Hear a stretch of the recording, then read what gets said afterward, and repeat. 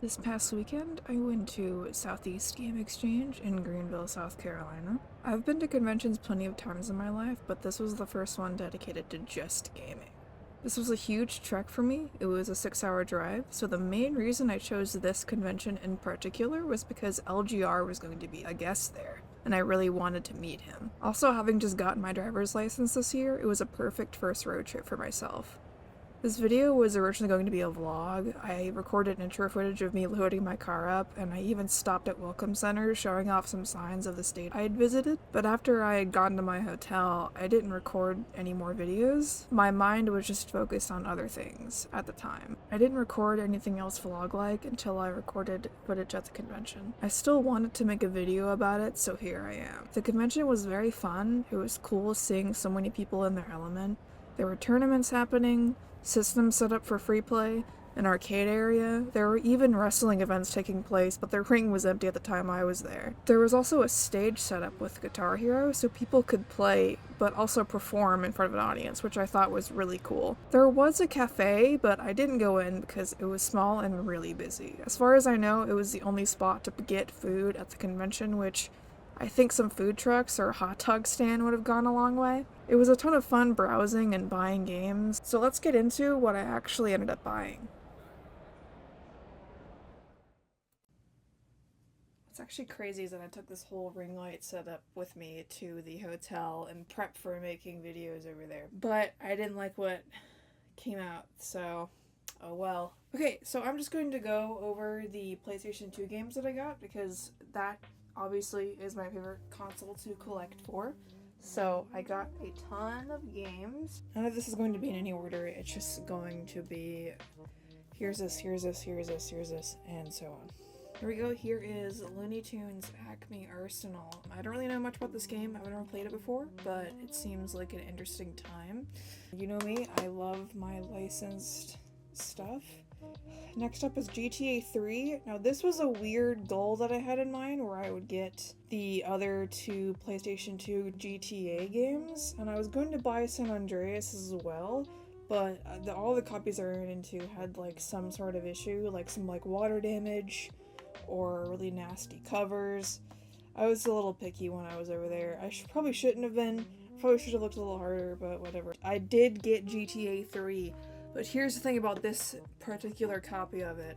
It is the not for resale copy. It is the GTA 3 that came out and part of that GTA trilogy set. So this isn't like the retail version of GTA 3. I don't know why I'm a little iffy about that. Maybe I'll try to find like an actual like standalone copy. Like it doesn't really matter. It's still like the normal disc and it's complete. It's got the map and everything. But I don't know why I'm like weird about that, but I am. I just saw it for sale. It was like $10 and I was like, yeah, I mean, this looks clean and it's GTA 3. It's a game that I was after, so I just got it. And now I'm like a little weird about it. So I'll decide what I want to do about that later on, I guess. And nothing's really wrong with it. It's just a weird, collector bias. I don't know how to explain it. Okay, this next game is weird.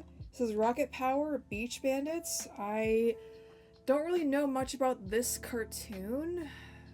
I vaguely saw it when I was a kid, but it's one of those cartoons that people, I think, don't really remember too fondly. I did not know there was a PS2 game for it, so, why not buy it? And it was one of the cheapest PlayStation 2 games that I found there, so. Next one is another licensed one. It is SpongeBob SquarePants, Revenge of the Flying Dutchman. Now, correct me if I'm wrong, but I think that this was the very first SpongeBob game that was ever made, and it's very infamously not good. I think it was so bad that it put its development studio out of business. Yeah, like something about like rush deadlines, crunch time, it just wasn't working right. But they still released it and it still exists. And of course, hearing that whole story, I was like, I need to have it. So I found it for a good price and I got it. Here is the Da Vinci Code. This is based on the movie, and looking at the back of the box, it just seemed like the kind of weird game that I would be into playing. It was also $5 complete, so why not, right? Here is Stitch Experiment 626. This is a Stitch platformer game that looks really cool and fun to play. It's really released under a Disney Classics line. Like, when this game was first released, it did not have this cover. And you'll see in the next game, it's literally the same line, and I did not plan it that way. I just bought what I saw. This is a game that I've been after for a bit, so I'm glad to have it. Again, like, I'm not picky about that, but I'm picky about GTA 3. Again, with the GTA 3, man, something's gotta be done about that. I gotta do something about that. Here is Disney Classics Treasure Planet. I barely remember there being a Treasure Planet game on the PlayStation 2, but the movie is one of my favorite Disney movies ever. And yeah, why not mix one of my favorite Disney movies with my absolute favorite video game console? So yeah, it's kind of a win. Yeah, weird like Disney Classics line. I did not know that this was a thing until this very convention. So yeah, that's interesting. That's definitely pretty interesting. I know that there are alternate covers for both of those, but whatever. Last PS2 game that I got was Looney Tunes Back in Action. Now I think this is based on the live-action movie with Brendan Fraser that was a bomb, apparently. Of course, it's in the Looney Tunes licensed game. It's kind of a win for me. You know, I can't complain. Got 2 Looney Tunes games this year. That's pretty good. So that's pretty good. This is actually the one Xbox game that I ended up getting, and it's actually one of the last Xbox games that I've ever wanted. Yeah, I've heard about this game from you know, online and YouTube and stuff, and it's some sort of Mario Party game show kind of thing, like a bunch of mini games and stuff. I have never been able to find it like physically. Like, I've never been able to find it like in real life. Like, no game stores I've ever went to have ever had it. Never been able to find it at a convention until this one, so I had to just get it. This was the only copy I saw in the whole convention, so I had to pick it up because I've been wanting it for such a long time. So I finally have a copy of it now, and there's also a surprise in this copy. Yeah.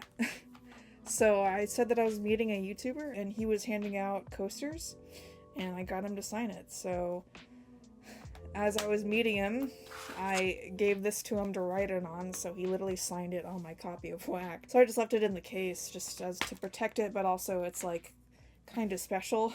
I think I'm just gonna leave it in there for at least for right now. So that's really nice. That's really cool. Nice of him. He was such a cool guy. I really liked meeting him. My Mario Paint journey was very interesting. Beforehand, I was hoping that I would find a bundle with the mouse pad, and the game. And I didn't care about the box. I just wanted like a pre-owned bundle. And I was thinking, you know, I'm going to a dedicated game convention. I have to find that somewhere, right? The more I looked, the more hours I spent looking, I kind of gave up hope on that, and I bought a copy of Mario Paint. So I bought Mario Paint for like $5. I was like, all right, I'll get the cartridge, and maybe somebody around here will have the mouse, and then I'll be good. I will be set. I'll be golden. And literally near the end of my time at the convention, I found the set. So somebody actually was selling the Super Nintendo mouse with the game and with the Nintendo branded mouse pad that it was bundled with. So the guy that was like selling this to me, he was like, yeah, that's a pretty good deal, and with the mouse pad too. I mean, like, that's like not really common to get the mouse pad as well. So I told him I am weirdly excited about the mouse pad. I just absolutely love this thing. I don't care if that sounds stupid or whatever. But that also puts me in a bit of a predicament. I have 2 copies of Mario Paint now. I mean, it's not the end of the world. One was literally $5. I'll hold on to the extra one and just use it as a trade. It's not really a big deal, but it's just really funny that I ended up with 2 Mario Paints because of my assumption that I'd never find a bundle with the mouse, but I ended up finding the bundle. And here are the other 2 Super Nintendo games that I got. I got Tom and Jerry because, well, in my last video that I uploaded on this channel, I said that I love Tom and Jerry, so I was like, of course I'm gonna buy the Tom and Jerry SNES game. The weird thing that happened to me with buying this, is that this game is not super expensive. It goes for like somewhere around $15, like loose. But I paid a little more than that because one of the vendors is a little weird about me using my debit card to pay. It's fine, I understand that like it takes more money to process payments from cards, but I didn't expect it to be such like a price hike because it was literally labeled 15, but he said I had to pay 18 for the for my debit card. But that was a little weird. Everyone else that I said that I needed to use my card, they didn't give me any issues, and if I did have to pay a fee, it was hardly anything at all. So yeah, that was a little weird. So I probably paid too much for this, even though people might say it's a bad game, but you know what? It's not the end of the world. I did not lose any. I didn't like break the bank buying that or anything. Here is Out of This World. This is actually one of my favorite games, believe it or not. I played this years ago on my Nintendo Switch because they re-released it on there, and it's just really nice to have the one of the original Super Nintendo copies. I didn't expect to find this when buying some PS2 games from a vendor. They had this in one of their cases, and I was like, "Hey, can I get this too?" And they're like, "Yeah, sure." So I got this. I'm very, very happy with it. I'm very happy to have a copy of Out of This World. And of course, obviously, here's my amazing new Super Nintendo. It's not new, pretty well loved.